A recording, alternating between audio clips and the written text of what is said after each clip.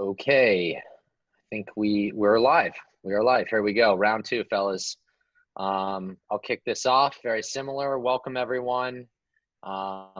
Just like this morning, this is round two, Groundhog Day for all of us. We've got a lot of people coming in again from around the world, including the UK and Germany, Spain, Italy, France, and more so the US at this particular time. So. Good morning, good afternoon, and good evening to wherever you are, and I hope everyone is doing well and staying safe. Thank you for coming and spending your time here with us today to celebrate this very iconic anniversary. My name is Ben Farber. I'm going to be your moderator for this press conference, and we're here to celebrate the 20th anniversary of Deftones' platinum-selling album, White Pony. It was first released back on June 20th, 2000. So we're only a couple days away on Saturday for the official anniversary of the album. A couple housekeeping things that I want to go over just so we can continue to have a good flow of conversation. When we bring you into the chat, please be sure to turn your camera on. Otherwise, no one will be able to see you. None of the guys will be able to see you. Also, make sure that your audio is turned on as early as possible. That kind of takes a couple seconds.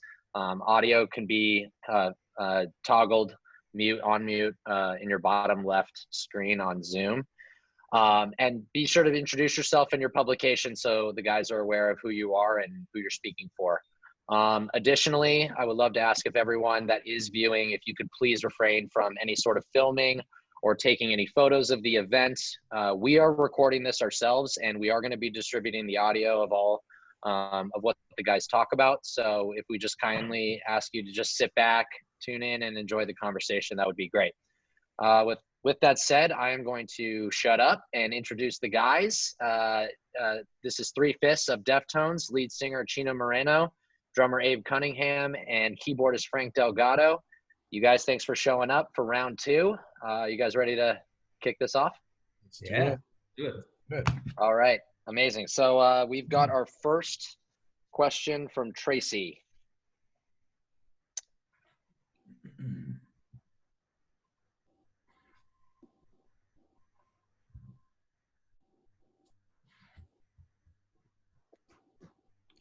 It's that fun, awkward silence in between these, getting them in. Here we go. I see a Brandon Lee. Brandon? Hey guys, can you hear me? Yeah. My camera, I don't have a camera. I'm so sorry. So I'm just going to be a blank screen. Hope that's okay. Let's do it. It's all right. Good. Cool. Thanks so much for talking to me, guys. Just 1 second here. I was just wondering, so if you guys could, if you guys have the chance, just kind of, I mean, you do, but if you have the chance, just close your eyes, think back to 20 years ago, think back to writing, recording, and subsequently releasing White Pony. I was wondering if you could think back, close your eyes to all that. What would you think about and what would you see? I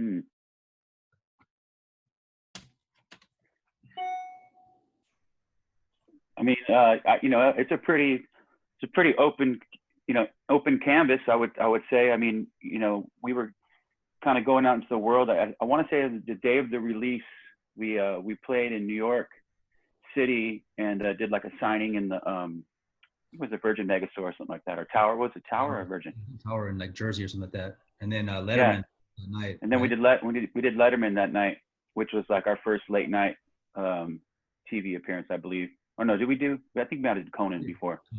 But it was pretty awesome. I mean, just like the outlook that we had on what was to come, we didn't know. We were just kind of going with it, and it was like a whirlwind, man. I mean, from the time we started making the record, through the first days of releasing it and touring it, it was a blast, man. There was a lot of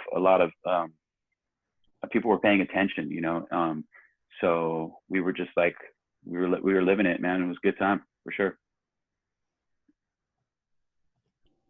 That's awesome. Thank you. Awesome. Thanks, Brandon. Appreciate it.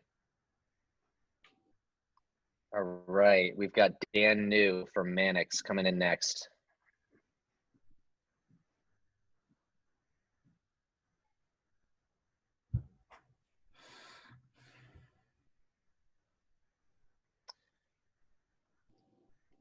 Audio takes a second on Zoom. There's no question about that. R&D. Dan?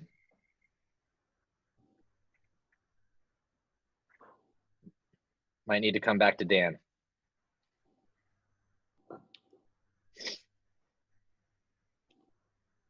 There, he's just muted. Yeah, he might be muted. We're going to come back to Dan. We're going to go to Mike. Mike Garvey.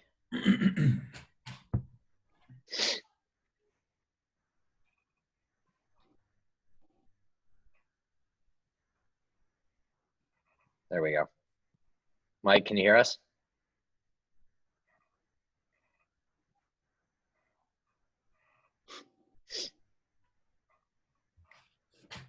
Man, round two.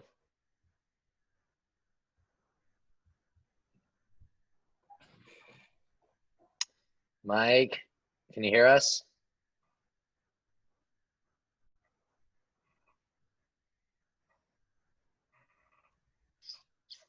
I don't know what's going on right now.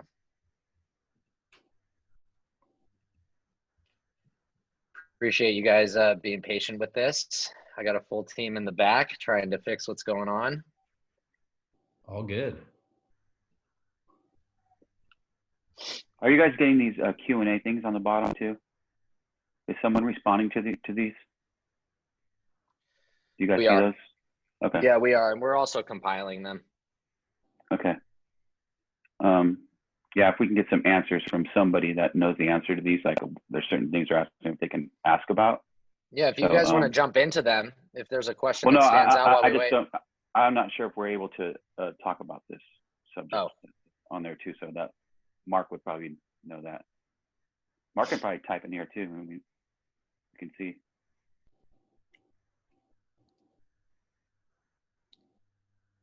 Give me that. While we wait, maybe I can just kind of pick up and we can just keep the conversation going. Maybe you guys can tell us a little bit about your experiences while in the studio, in Sausalito, just to kind of keep the conversation going. Oh, do we have Harry? There it is. Hi, how's it going? Hey, there we go. Hey. Okay. How are you, Harry? Yeah, sorry, like unjoined me for a second, so I wasn't sure what was happening. It's all good. All good. I just wanted to ask, I guess with sort of this new album being a return to you guys working with producer Terry Date, new album that you've got coming on the way, being the same producer from White Pony, do you see this next album that's coming out as a sort of return to your classic sound, or is it more just like the next step in your evolution of the band? I'd probably say it's, we like to think that we're making steps onward, and outward. I mean, it's definitely there are some things there that are Terry Date isms, I guess, whatever, that are that are brought maybe back to the forefront. But more or less, I don't think we ever look back and say, oh, we want to make a record like this one or that one. It's always about trying to tread new ground and at the same time maintain what it is that that we've done over the years. So a mixture of all that kind of stuff. Yeah, right. Sweet. Do you want me to ask any more questions? No, Sure. that's that. You got one more?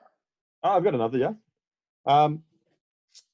Where is it? I guess with this 20th anniversary of White Pony as well, sort of bringing your thoughts back to that classic album of yours, has it sort of drawn your attention back to Eros, which never came out, and sort of reignited any plans to finish it off and sort of see that, in a way, another classic album that just never came out yet? No? Yeah, I'd say quite the opposite. I mean, because we've been working on this record and also with the reissue of White Pony and all this stuff, that we really haven't put much time or thought into it. I think it's been said a few times before that the record itself was not finished when we put it to the side to work on Diamond Eyes. So it would probably take an extensive amount of work to actually finish the record, and that would pretty much almost be like kind of almost maybe harder than making a new record, because it's like you're going back on ideas that weren't all the way fleshed out and then trying to flesh them out in a different decade, really. So it's I think it wouldn't be as easy as I think it's just like finishing up a couple guitars and a couple vocals, I think it'd have to be like sort of relooked at again. And for that reason too, I don't know, like, I know people hold it special. I mean, we hold it special, even though it's not completed, just because, it's one of Chi's last things he worked on with us.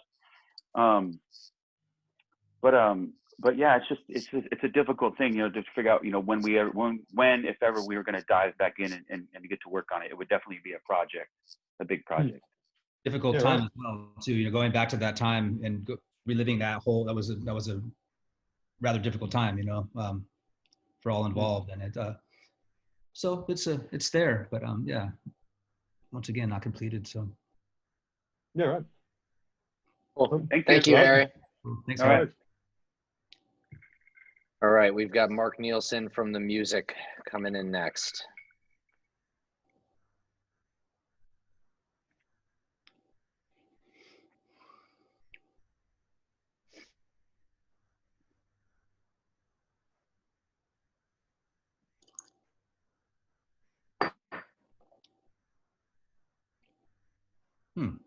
Mark, you there?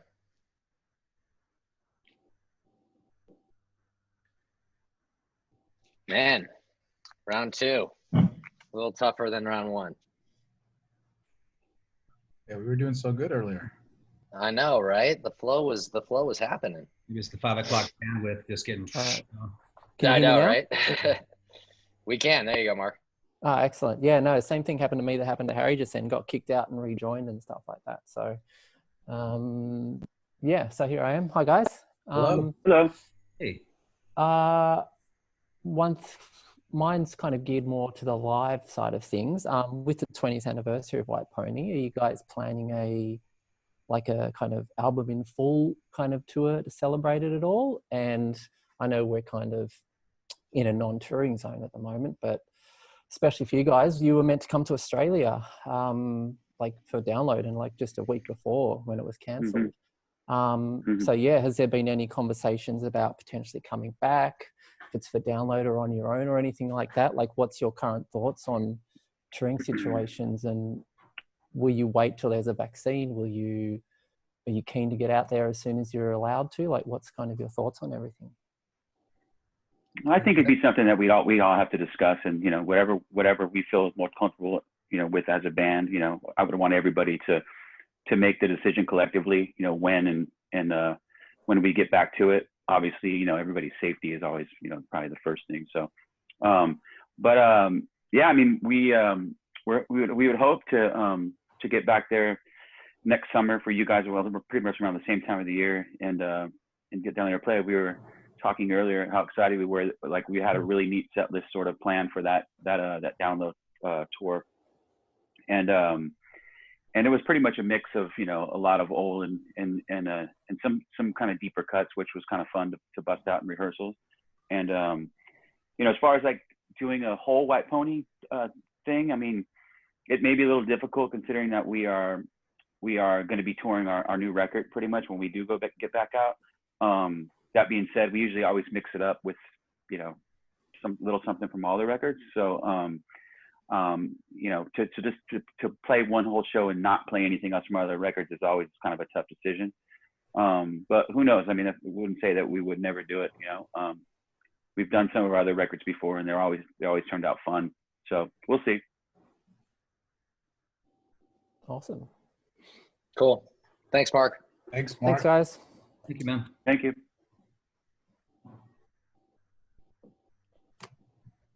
So here we go. Here's Anna.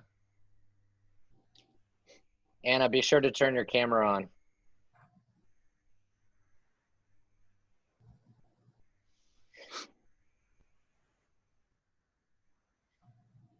Oh, there we go. Can you guys hear me? Yeah. Hello. Hey. Hey, nice to chat to you guys. So look, I'm really interested. 20 years is a long time for a record to sort of have standing in the scene. So congratulations to you guys on reaching this milestone. Thank you. Performing these songs though, in sort of the now, I'm curious, do you guys, when you're playing these songs, does it take you back to when you wrote the songs and what they meant to you when you were writing them? Or do you find that these songs are easily sort of upheld to be reinterpreted, you know, in now and in the present day? I think, I mean, yeah, go ahead, Ed. I'm just saying, I think you always go back to where they came from, but I think after, you know, 20 years into this, on this particular album, having played these songs over and over again, you find new ways to give them life too, you know what I mean? But you always go back to that core, you know, it's always in there, but you reinvent, and it's just the beauty of having some, well, I guess space, but yeah, man, hi, go for it. I just fell asleep. Oh, I was just gonna agree with you. I was just saying it's, you know, a little bit of both, I would say, you know. There's always, we're always looking for ways to breathe new life into stuff, you know, but you know, some moments are nostalgic. You know, you hear certain notes could sort of, you know, make your hair stand up in a certain way, you know, and we're lucky that, you know, that we have songs that have been around as long as they have that still make, you know, can do that, even to us as the people who have played them a million times. So, you know, for the most part, the record in its entirety is, you know, it's got these little nuances in it that we're always able to kind of dig in and bring out and in the live setting. Cool. Cool. Thank you so much, Anna. Thank you. You're welcome. Thanks for having me, guys. Guys, there's actually a really good question in the Q&A that I'm going to ask that I think is would be cool to talk about, from Daniel Gluckman. He said, you guys don't necessarily write radio-friendly music, and I say that as a compliment. How did you decide the singles for White Pony? Why change specifically? I actually had a little bit of a back and forth with the label at the time when we were trying to pick the first single, and up to that point, we really never really, I don't know, really thought about like our songs as being, you know, radio sort of friendly. And you know, we were lucky enough to get some airplay with Mild Summer and Be Quiet and Drive from the record before that. But with this one, my thought process was like, a lot of times like people say, okay, well, you know, you got this, you know, this record, you know, what song do you feel like is the strongest song? And in my mind, I thought that Change was the strongest song. I still probably think it is. I mean, it's probably universally the you know, our biggest commercially successful song to this day. But a lot of times I think that labels will want you to like put out something first, kind of tease it, or sort of a street track, whatever they call it, and then come with like the bigger song. And in me, I was sort of with the mind frame of like, I just want to come out with like our best foot forward. Like, I think this is the best song on the record. This is the first song I want people to hear. And so I kind of like had to convince some of the guys at the label to go with it. But I think they agree with me that the song is probably the best too, but I think they were trying to strategize more. As to me, I was like, this song is good. And if people hear it right now, especially in the climate where music was at the time, was a lot more like, you know, fist pumpy stuff, whatever, rock and roll stuff. And that song was a little more ethereal, for lack of a better word. And just had a kind of like a little more like a darker vibe or something to it. And it just didn't really fit with what was contemporary at the time. But in my mind, I figured that was what would make us stand out a little bit from what else was going on. And it seemed to work to an extent. I mean, the only thing is after that, then we were kind of like stuck with, well, what do we do now? You know, we could have gone more obscure, I guess. But then we'll have to get into the whole other conversation of the pink maggot, whatever stuff. So, back to school, whatever. So, but yeah, I mean, it's usually, there's no thought while we're making the music and before the record comes out, we really don't sit and think about that kind of stuff. I kind of feel like it's not really a good way to sort of like when you're especially when you're creating the music, to kind of put it in categories already.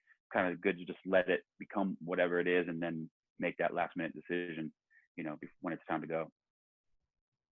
Yeah, you're definitely forward thinking in that, because I always suggest now, especially for rock bands in the streaming space, that it's important to lead with the best that you got right out of the gate. So Right on. All right, we got Jameson from Rebel.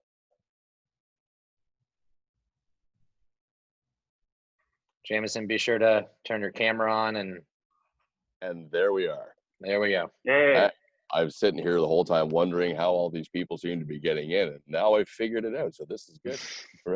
Made it through. Awesome to be here with you guys. I cannot thank you enough for the opportunity to talk to you about White Pony. And my question goes back to sort of where you were at the time, because I've heard that it was the longest you guys had spent in studio writing, recording, all that stuff. And given it was such a, I guess I want to say, shift in the sound you had been putting up till then, was that something you had planned? Was it always in the works to do something like White Pony, or did it just sort of come together? We wanted to stretch, you know what I mean? We wanted to stretch out. I think in our first two albums, I mean, Adrenaline obviously has little tidbits of what might be to come. You know, we were still, a lot of those songs were written when we were younger. But with Around the Fur, our second album, we definitely were going in some directions that we wanted to take, you know, and taking some chances. And this time, third record out, we're like, shit, let's just get down. Let's. But it just came natural. Like I said, you know, we were in our little room, we were just experimenting. We were there all the time with each other. You know, we all lived in the same city at that time. And we were kicking it all night long, and all day. So it led itself for just to really, you know, just together. We were focused, even though we weren't at all. We were pretty damn focused. Yeah. I mean, it was a pretty long process, and you know, not until we were almost, I think, a year into making it, we were like, damn, we're taking a long time. But it didn't feel like it while we were doing it. It felt like we were hanging out, we were making a record at our leisure, as well as, like, you know, doing something a little different than the way we'd done it before. I mean, Around the Fur, we wrote, recorded, and mixed that record in 4 months. And I think that record's brilliant because of that. There was, you know, we weren't overthinking it. It was just like, we just really captured that moment and that record really stands out to me as one of my favorites because of that. But White Pony was kind of quite the opposite of that. It was like we sort of like were really living the experience of that record and took our time doing it. And you know, luckily it paid off in the end. Yeah, it's also the first time that we actually spent, you know, we had majority of the material written, but we also used this, you know, we kind of felt a little bit at ease. We're like, let's take our time. We have some budget. Let's expand and write in the studio too. Like, we're like Fleetwood Mac, man. Let's take a year to make this, you know, like. So we're trying to like and it was the first time we used the studio as a laboratory, you know, rather than just get in and, you know, we're on a budget and knock it out as quick as possible. We were afforded a bit of time on that one, you know, to expand. Very cool, guys. I appreciate the answer, and look forward to seeing you guys hopefully whenever normal gets back to whatever that is, on tour and near Ottawa. That'd be great to have you guys in town. Awesome. Thanks, man. Thanks so much. Thank you. Thanks, Jameson. You guys, here's a really good question from the Q&As. How did you come up with the artwork for White Pony? Well, Frank pretty much laid everything out. Frank Maddox, he's the guy at the label. He was at Warner at the time, but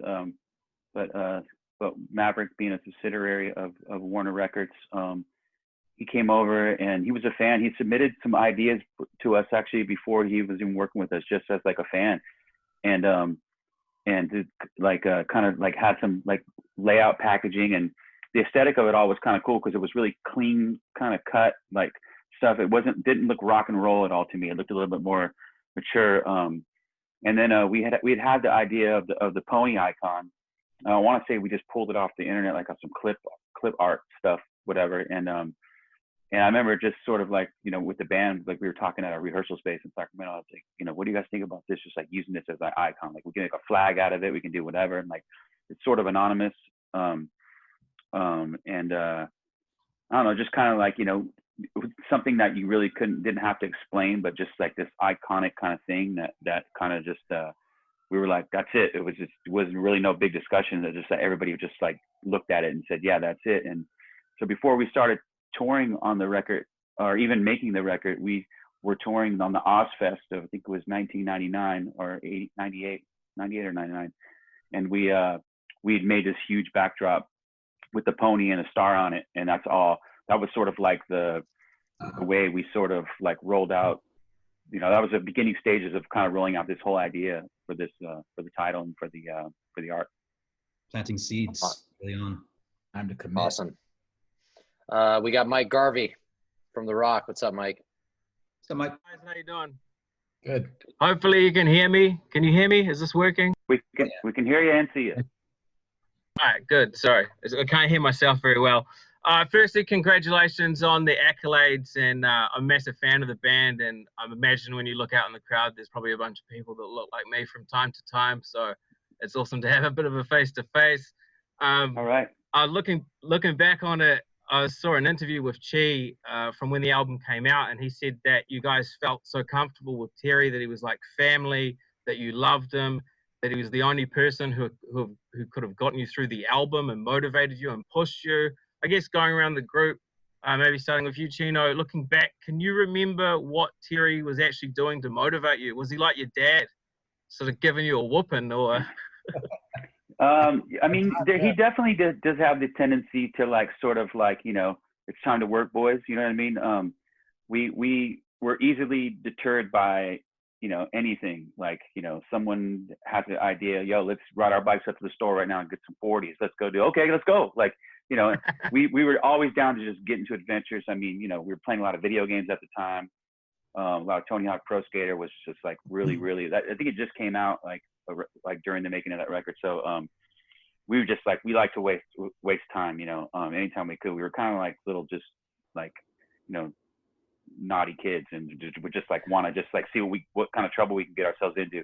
And he was very good at reining us back in to like keep focus of what we were there to do, you know, but at the same time letting us sort of be us. And I think that's the greatest part about our relationship with him, is that, you know, this was his third record dealing with it, working with us at the time. And we've kind of had a relationship where we kind of screw with each other a lot, you know what I mean? All in a loving way, but we, you know, it's definitely a good time being around him. And to this day, I mean, we just did our new record with him, and it's that vibe is very, very constant. It's still there, you know. it's kind of funny. Like, you don't want to piss off Dad. You know what I mean? Don't piss off Dad. But we can do a million things that would just get him so pissed, and just, you know. And he actually he quit on every. We tried to get him to quit on every record. Adrenaline, he quit. Around the Fur. This one was like, no, done. You know, just done. We would get him so pissed that his glasses would get fogged up, and he would be biting his lip. It was just, and then it went on to the next record, and on and on. So, love you, Terry. Cool. And Frank, for you, man? Oh man, I think the one thing that's always stuck out with me with Terry is he was one of the first people to kind of tell us to don't be afraid to try new things with other producers. I think he saw that we needed to expand at some point and learn from other people. And I think, you know, that shows a lot of, you know, how smart that man is, and showing he cared about us, you know what I mean? So yeah, I love that guy. Do you think he'll be terrified that there's a new Tony Hawk on the way and that you guys are all going to get distracted again? Well, luckily we're done recording now, but it had to come out a few months ago. But I did see that it's part 1 and 2 remastered. Looks pretty good. Oh man, I'll be there. Thanks, Mike. Thank you, guys. Thank you. Thank you, man. See ya. Okay, got another good question for you guys to keep the flow. According to Wikipedia, Scott Weiland is an uncredited vocal on RX Queen. Is that fact or fiction? I will say it's right in between. We definitely got together and we worked on some stuff. I think it's one of those things where, like, you know, we were sitting around there. I was mainly just playing him some of the tunes in his studio, and he just started singing along. Like, what do you think about this harmony? And there's a harmony in there you can hear in the choruses. I think it's always been kind of one of those things, though. Like, you know, we've never really talked about how to handle the credit part of it. So we kind of just like kept everything on the down low, and I've never really admitted if it was or not him, but I think if you listen to it, you can hear something in there. Awesome. All right, we got Daryl Spring from Daryl Talks to Bands coming up next. Those were alternative.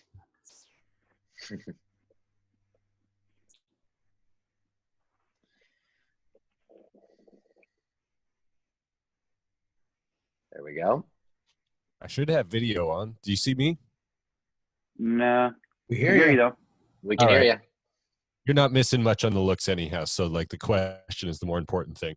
I really like albums that are well sequenced, and there's certain parts of albums that I find are my favorite moments. And for White Pony, it's 9, 10, and 11. Passenger, Change, and then Pink Maggot, which are also like the longest songs on the record. I was just wondering, being the 20th anniversary, what moments on that record are your favorites? I love the way it opens up with the original version, obviously with the Fifth Sierra opening up the record. It just sounds sort of like, angular and kind of a little weird. And then the drum, starts with just that kind of harmonic guitar just kind of going, and then Abe's drums. There you go. Abe's drums kicking in, and then the song sort of like it goes through little steps. It builds into the song, and then it just drops into the the first verse of the song. And I don't know, I just always love the way that it's like that introduction to to the record. I agree. I don't think into Digital Bath there too. Anywhere else. What's that? I was just saying, after the opening, it goes into Digital Bath too, which is like an iconic. Which is a great juxtaposition to that to the first song, because it's really expansive, really open, but it's also very dynamic. And I mean, sequencing the records is always sort of something that I really get into. Sometimes you get luckier than other times doing it, but all the records that I grew up listening to, some of my favorite records have always, that's like a big part of listening to a record, is hearing it and how it was intended to be heard. Hear the songs sort of, the way they flow into one another and flow in and out. And that's always like a really super, like one of my favorite parts of putting together a record. It's something that kind of gets lost a little bit because it's such a digital kind of like a la carte song by song thing. But like, I totally agree with that. Yeah, that's awesome. Right on. Yeah. Thank you, man. We still make albums that are supposed. We hope that people will put them on start to finish. You know what I mean? They're designed to be listened to. But as you said, it is harder. It's harder in this day and age, singles and just broken up. But yeah, bing. Yeah, I literally on our new record, I literally like, and I've done it with the last few records, but basically I'll make the whole record, I'll put it in a mix and basically make it one track, and then I send that one track to the masterer, and then he copies exactly where each song cuts and fades into each other song, and then we just have to figure out when the cut's gonna go, it's on a CD or whatever, when you push next, like where the next one's gonna start, where it's gonna start. But I love to hear stuff like that. I mean, that's like one of my favorite things about listening to LPs. All right. And I guess for Frank, if we're talking about sequencing, I can see records behind you. If you were to turn around and pick your favorite record off that shelf, what would it be? Oh my God, that's a hard one. How about close your eyes and just pick one? That's really hard to do. Oh man, there's like way more back there too. I don't know, man. That's just too hard right now. There's no way in hell I could figure that out. He hates records. He hates music. Yeah, don't we all? Yeah. All right, thanks a lot, guys. Cool. Really Thanks, Daryl. Appreciate it. All right, thanks. So just to let you guys know, we are having some technical issues in other countries right now. So just a heads up, I think Zoom is officially on happy hour. So all good. Mm-hmm. We'll keep it flowing, but appreciate your patience on this. Okay, we got some soccer moms going crazy right now on Zoom. having a little exactly wine tasting. Pretty much all tuned Richard. in. Maybe, are you there? I see her. While we wait for her, I would love to know the meaning of one of my favorite tracks, Knife Party. Also asked by someone in the chat. I've always had a hard time giving a definitive meaning to any of our songs, really. I mean, some of them are a little easy to kind of get the gist of, but that one in particular, that's a hard one. I mean, I think the title and the whole kind of idea of that knife party per se, it's sort of like where the music, inspired it, where there's this like crazy sort of like chaotic sort of swirl like in Stefan's guitar that he's playing, and then the way that Abe's digging in his drums, whatever. It's just like it's usually always that. It's always like something about the music that sort of inspires the image. You know what I mean? And to me, it was sort of like, I don't know if you'd say like a kind of a goth sort of tribute in some way. Sex and violence or whatever. Don't forget Abe knife dance either. Well, oh yeah, but the whole Abe knife thing didn't happen until the end. It was like the last day of the record. He used to dance with a knife all the time when he would get wasted. I remember he had his dance. Wasted? What are you talking about? It's like a party with knives, you know? It's like a dance. Exactly what it is. Here's another good question. Oh, I'm sorry. Go ahead, Chino. No, I was just saying that's about it. No, that's great. Thank you. I was just going to say, people are wondering, how did White Pony change your lives? Was it from a Pinto to a Ferrari, or was it how did White Pony change your guys' lives? I think it's I mean, that was probably the first time that we like first got a little bit of change in our pocket, right? Yeah. But I think, the fact that we're still able to be here playing those songs and doing it live, and traveling the world to do this is, it's still paying. It's still paying off. You know what I mean? It's the body of work that lets us keep on going, and it showed us the world. Yeah, totally. Multiple times over. Abe, did you ever fall asleep though, buying stuff on Amazon and wake up in the morning and be surprised? Like, when did I order this? Yeah. There was some, and then that was a quick phase. Now we're back to keeping it simple, man. Keeping it simple. Hi, Denise. Hi, Denise. We got someone. Oh my gosh. Hey. Hi guys. Hi. I didn't know that I can ask a question. Yeah. But anyway, I'm Denise Malyabo from the Philippines. I just want to say congratulations for the anniversary. And I was at your first show when you guys are here, and it was such a great show. Yeah, we had so much fun. That was like one of my favorite trips. For a fan, it was really such a good show because it was the set was really, really long. So I really enjoyed that. Anyway, I mean, for us, it was crazy. I just want to say, for us, we were so amazed because we, to never go there, and then like how many people showed up, and like, it was crazy. Yeah, we were just like, what? Like it was just an awesome feeling. I remember, great time. Yeah, I remember you even went like back at the back of the venue to say hi to the fans, and I was like, oh my God, he's really going there. Right on. Anyway, my question is that you guys were able to work with Maynard James Keenan for the track Passengers for White Pony. And how was that like? How did the collaboration started? And I know the feeling was really great because Tool was one of your influences. So how was the experience like working with him? It was an awesome experience. I mean, I love his voice. It was a thing though that wasn't really planned out. It was kind of something that fell into place. At the time, we were hanging out a lot. We became friends, and so we were spending a lot of time just like going out and and hanging out. At one point, I just we were almost done with the record, and I think that was the last song that I had to do vocals on. And I mentioned to him if he'd be interested in coming in and singing on something. And he came in the studio, and literally we just sat there, and like within an hour or so, we pretty much wrote all the words back and forth, and then we just went in there and sang it, and he left. And it wasn't until like maybe the next day or two when I was listening to it going, wow, this was a really cool thing. And it wasn't planned, no one knew it, and even when we put it on the record, we didn't like feature it, say it was featuring Maynard. It was one of those things where I kind of feel like it was a nice surprise. I think if you're listening to the record and you get to like whatever it is, I think the 7th or 8th song on the record, but like, and his voice comes in, and all of a sudden it just opens up this other sort of realm of the record. So it was definitely an interesting thing and fun for us. Okay, is there a chance that I can ask another question or no? Okay. Okay, sorry.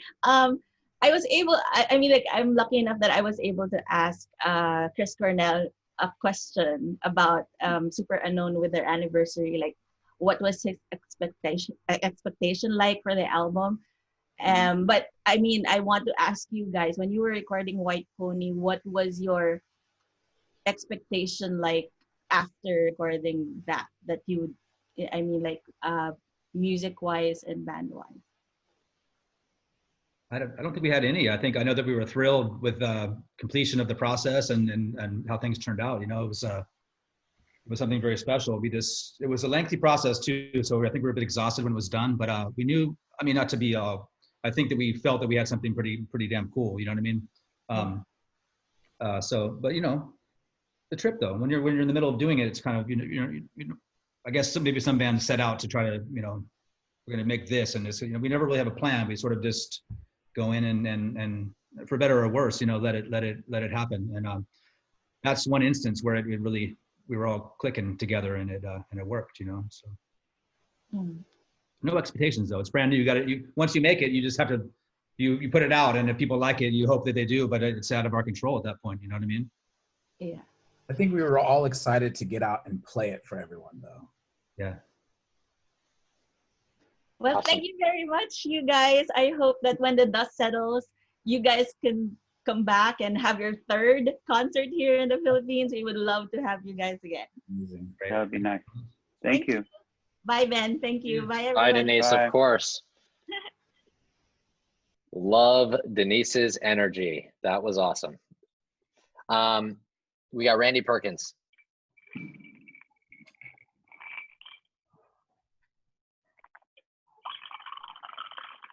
Oh, there we go. I guess I got to mute and then push that. There we go. What's going on, guys? Hello there. How are you? So I've read there was a little conflict over the music direction while creating White Pony. How did you guys come to align during that? And do you feel that's what pushed this album to become so iconic the way it is today?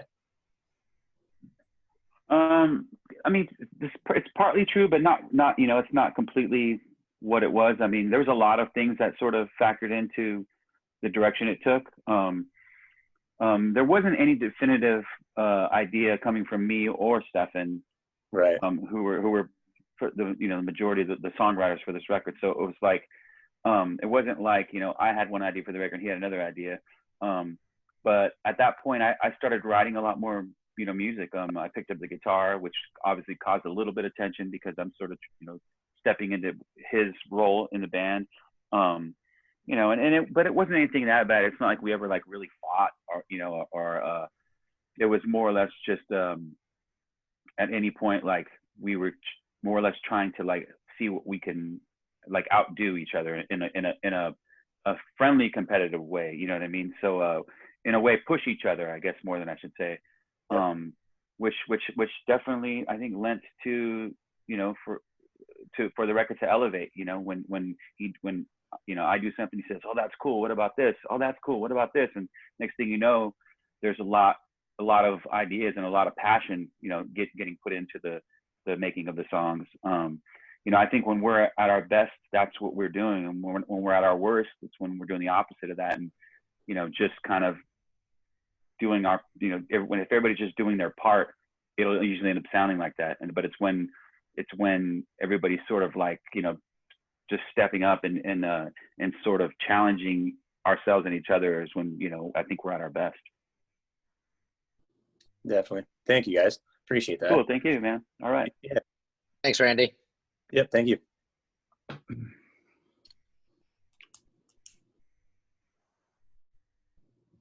Brianne.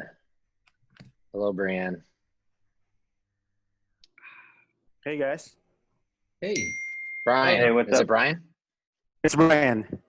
Yeah. So hi, guys. I'm Brian from Mix, the #1 music channel in the Philippines. I just want to talk about the album's legacy.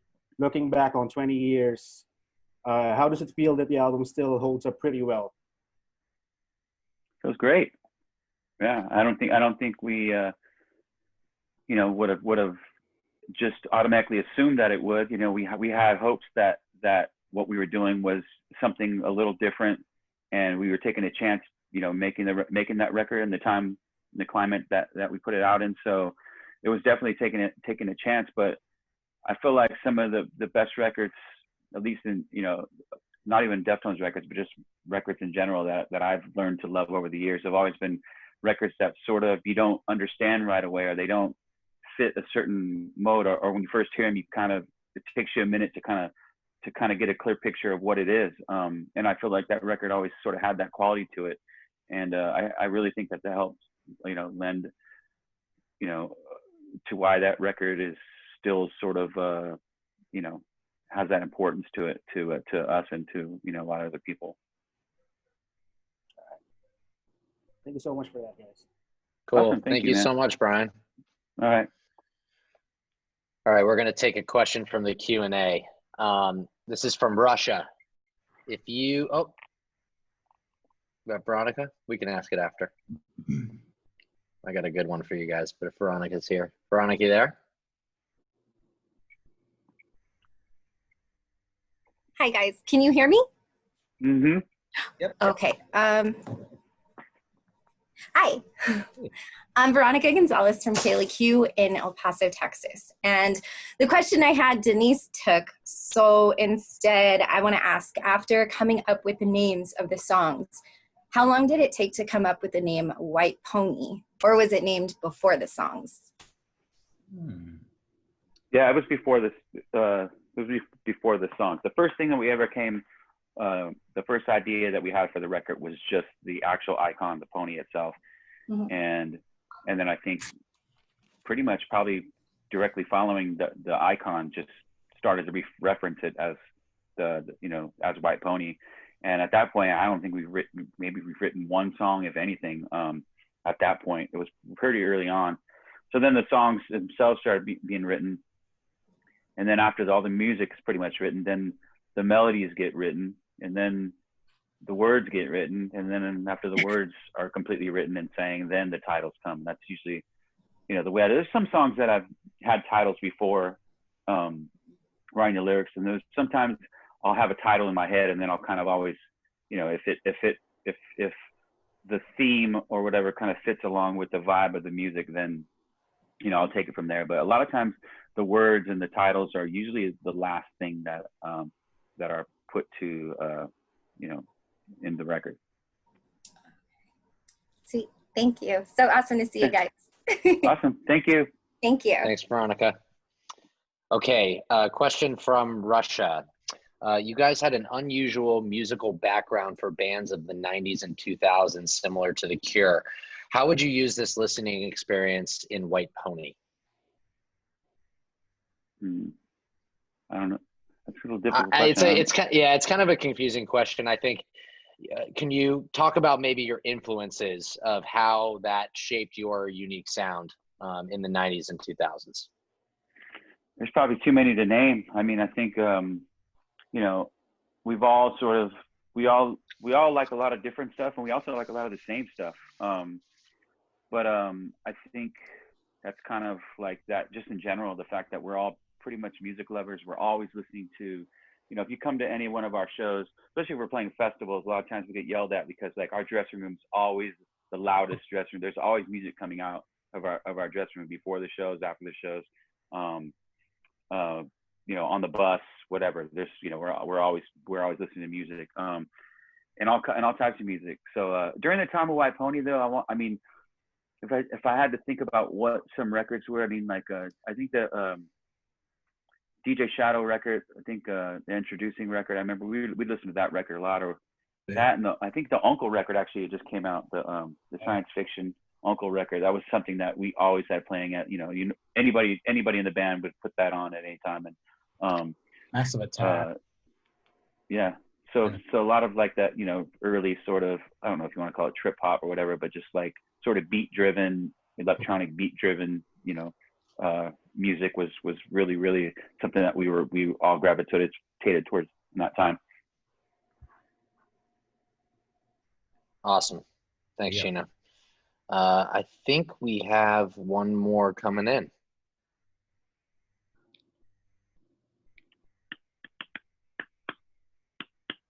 There we go. Is this Lee? I've been botching everyone's names today, that's for sure.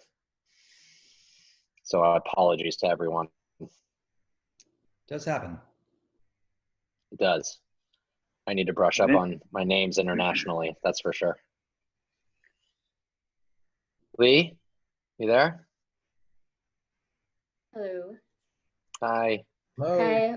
Actually, I don't have a question. I didn't know why I was promoted to a participant in the speaker view. Oh. Okay. Well, hi. Yeah. All right. But Well, yeah, thank you hi. for thank you for viewing. Appreciate that. That's cool. So there are people listening. That's good. You guys having Is there anything? Say again? What are you guys having for dinner? That's a great question. That's what I have to figure out next. Where are you guys? In LA? Are you in LA? I'm in downtown LA, which I've been pretty much calling a war zone for the last couple of weeks. I was gonna say, from the looks of it, I thought you were like in New York or something, like because of the window behind you. I was like, it looks like he's like in a building, like somewhere. It was kind of the vibe I was going for. It's kind of the vibe I was Right. going for. I live in an old manufacturing building. Okay. Right on. What about, is there anything you guys would change about White Pony looking back? Is there anything that you guys ponder over that you would want to change or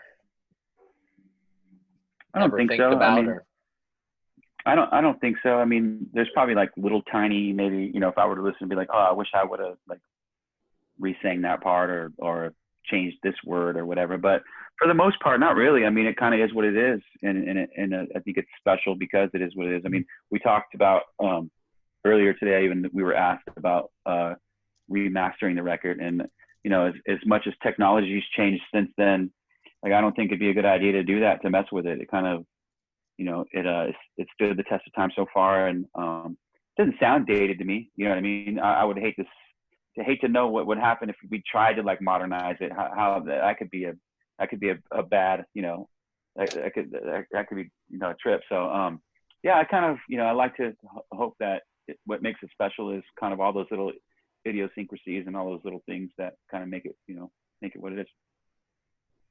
Awesome. Well, yeah, guys, that wraps it. We have no more questions. Really appreciate your time. Everyone, thank you so much for coming in today. Apologies for the technical issues, and obviously Zoom on the West Coast is on happy hour, so appreciate your patience there. Guys, thanks again. We're here to celebrate the 20th anniversary of your most iconic album, so thank you for taking the time to talk about it. Yeah, we look forward to what you guys have coming next in the year. Awesome. Thanks, man. Thanks, everyone. Appreciate it so much. Thanks, everyone. Yeah, thank you guys, gals, everybody. Take care. All right, Awesome. see you. Bye, guys. Bye-bye.